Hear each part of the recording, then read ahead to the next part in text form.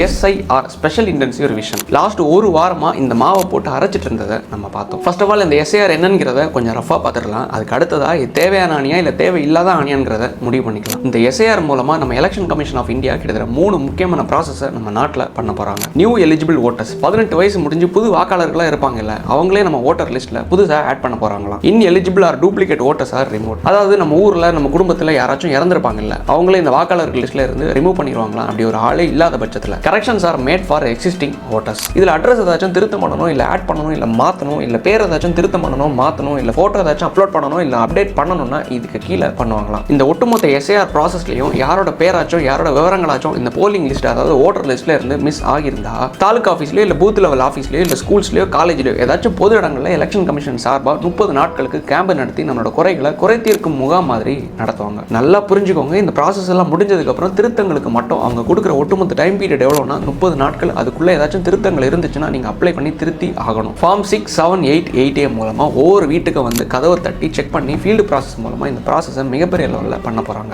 ஆக்சுவலாக இந்த ஆணி தேவையா இல்லை தேவையில்லாத ஆணியான்னு பார்த்தா தேவை உள்ள ஆணி தான். காரணம் லாஸ்ட் டைம் இந்த கணக்கெடுப்பு எப்போ நடந்துச்சுன்னா 2002லேருந்து 2004 காலகட்டத்தில் ஒவ்வொரு மாநிலமா பிரிச்சு பண்ணியிருக்காங்க. ஸோ இந்த SIR நல்லது தானே, ஏன் தமிழக மக்கள் இதை எதிர்க்கிறாங்கன்னு பார்த்தா நார்த்தில் அதாவது வடக்கில் பிஜேபிக்கு எதிராக வாக்களிக்கிற லட்சக்கணக்கான வாக்காளர்களோட பேர் பட்டியலை வாக்காளர்கள் லிஸ்ட்ல இருந்து தூக்கியிருக்காங்கன்னு திரு ராகுல் காந்தி அவர்கள் எழுப்பின குற்றச்சாட்டால இங்க நம்ம தமிழ்நாட்டில் ஐயா ஸ்டாலின் அவர்களும் ஐயா ராகுல் காந்தி அவர்களும் கூட்டணியில் இருக்கிற ஒரே காரணத்தினால SIRக்கு எதிரான தீர்மானத்தை அனைத்து கட்சி கூட்டத்தையும் கூட்டி எடுக்கிறாங்க. ஆக்சுவலா இதுல என்னோட கருத்து என்னன்னா, கேரளா கவர்மெண்ட் இந்த SIR நீங்க ரொம்ப வேகமா ஹரிபரியா மூவ் பண்றீங்க. ஸோ அதனால மிஸ்டேக்ஸ் நடக்கிறதுக்கு நிறைய வாய்ப்புகள் இருக்கணும், வாக்காளர்களோட பேர் பட்டியல் மிஸ் ஆகிறதுக்கான வாய்ப்புகள் இருக்கணும். கோர்ட் அதாவது நீதிமன்றத்தை கேரளா கவர்மெண்ட் அணுகியிருக்காங்க. டைம் எடுத்து இந்த ப்ராசஸ் விரிவா பண்ணுங்க, அவசரமா பண்றதுக்கு எந்த அவசியமும் இல்லைன்னு இந்த SIR இவ்வளவு வேகமா இம்ப்ளிமெண்ட் பண்றதை எதிர்த்து கோர்ட்டை அணுகியிருக்காங்க. கரெக்ட், நியாயமான வாதத்தை தானே எடுத்து வச்சிருக்காங்க, நியாயம் தான். அப்போ அது மாதிரி தானே நம்ம தமிழக அரசாங்கமும் கோர்ட்டை அணுகியிருக்கணும். நீட்டு நாடகத்தை மாதிரியே இவங்க ஊரை கொள்ளடிச்சு வச்சிருக்கிற ஒரே காரணத்தினால பிஜேபி கவர்மெண்ட்டை எதிர்க்க பயந்து இவங்களுக்குள்ளேயே ஒரு கையெழுத்து தீர்மானத்தை